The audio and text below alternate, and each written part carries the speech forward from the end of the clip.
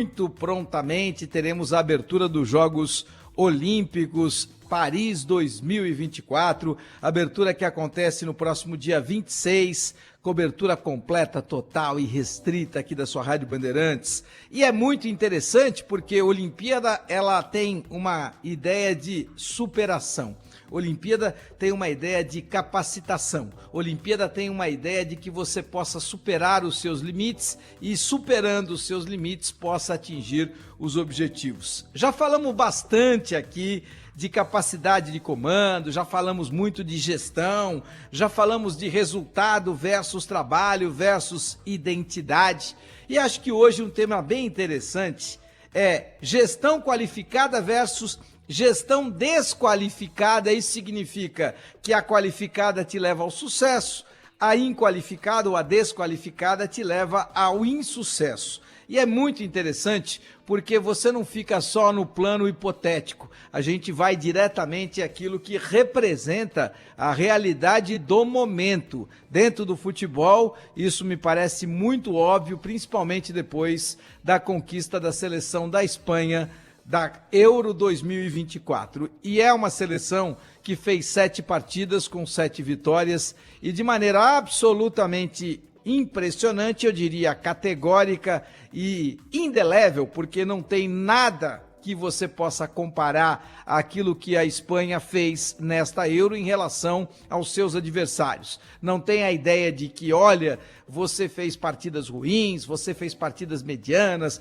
você não teve um bom modelo, você não teve uma boa gestão, mas aí deu sorte na grande decisão, ou teve um jogador que foi muito diferente e por conta deste muito diferente, você acabou conquistando um título que, em tese, no coletivo não seria seu. Não. Esta é uma conquista que me parece bastante óbvia em relação à seleção da Espanha, principalmente porque o futebol, ele precisa ser cada vez mais profissional, principalmente porque o futebol é um esporte coletivo, principalmente porque cada vez eu acredito mais na ideia de que com gestão, coletividade e capacitação, claro que se você não tiver capacidade, não vai conseguir atingir objetivo nenhum. Se você não tiver talentos, não adianta ter capacidade, porque não vai ter o que gerir. Ou seja, a sua capacidade está diretamente proporcional aos talentos que lhe forem entregues. Aí sim, você tem capacidade, gestão, qualidade e talentos para poder gerir uma feitura, eu diria uma capacidade de realização que este time da Espanha conseguiu fazer. E é muito interessante porque eu adoro a gente poder conviver com aquilo que é a realidade no momento. Você não fica no plano hipotético, olha, aquele time de 70 era maravilhoso, foi o maior time do mundo, e por que aquele time de 70 era o melhor do planeta em todos os tempos? Sim, porque tinha os maiores talentos, mas era uma realidade diferente em relação ao futebol de hoje, muito mais profissional e, gostem ou não, muito mais físico. E é isso que eu gosto da gente poder avaliar o hoje, avaliar o momento, não viver do passado, não viver daquela ideia de que, olha como fomos tão competentes. Sim, fomos tão competentes, mas num momento completo e totalmente diferente, graças apenas e tão somente à genialidade dos jogadores e à capacidade naquele momento termos um treinador jovem, como era o caso do Zagallo, que teve a ideia de entender que sim, diante desta possibilidade de eu ter os maiores gênios do futebol atuando no mesmo momento, a minha capacidade, a minha força, a minha inteligência será ter a possibilidade de colocar todos eles juntos, independentemente da posição, independentemente de como cada um joga no seu time, eu vou ter que entender que eu preciso colocá-los dentro da minha seleção, jogando da mesma maneira simultaneamente. Mesmo que eu tenha um cara que não é centroavante e vai atuar como centroavante, caso do Tostão, mesmo que eu tenha um cara que efetivamente não é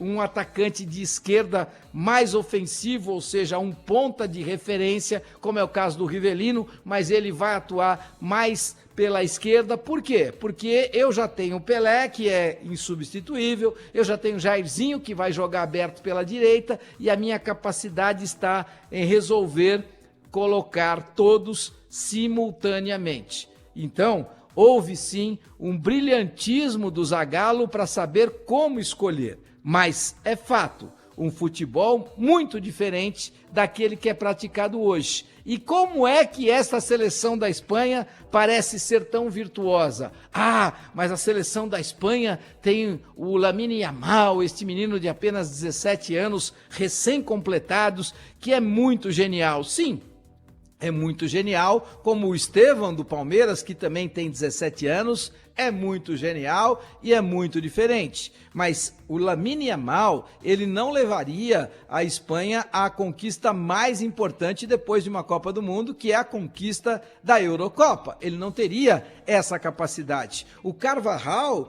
que é sem dúvida, dos melhores laterais da história do futebol, mas já está nos estertores, ou seja, já está nos acréscimos da sua carreira profissional, ele não poderia ser apontado como um dos melhores jogadores do torneio se ele não tivesse a arte do coletivo sendo aplicada para que a seleção da Espanha tivesse a capacidade de atingir os seus objetivos. E quem é que conseguiu orquestrar tudo isso? Luis de la Fuente.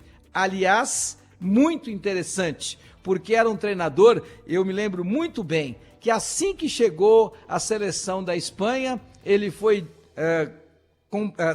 ele foi destacado como um treinador de poucas capacidades, de poucos resultados anteriores, e inclusive eu me lembro de um dos destaques do Marca, uma das manchetes do jornal Marca, que era Luiz três pontinhos de quê? Ou seja, Luiz de quê? Ninguém conhece esse cara, como é que ele vai ser treinador da seleção principal da Espanha? E por quê? Porque até então o Luis de la Fuente tinha uma excelente campanha como treinador das categorias de base da Espanha, e inclusive tendo sido medalha de prata olímpica nos Jogos disputados em Tóquio em 2021, quando a seleção brasileira, aí sim, super bem comandada pelo André Jardine, conquistou a medalha de ouro. De la Fuente tem, sim, um retrospecto gigante como técnico da base, campeão do mundo sub-19, campeão do mundo sub-21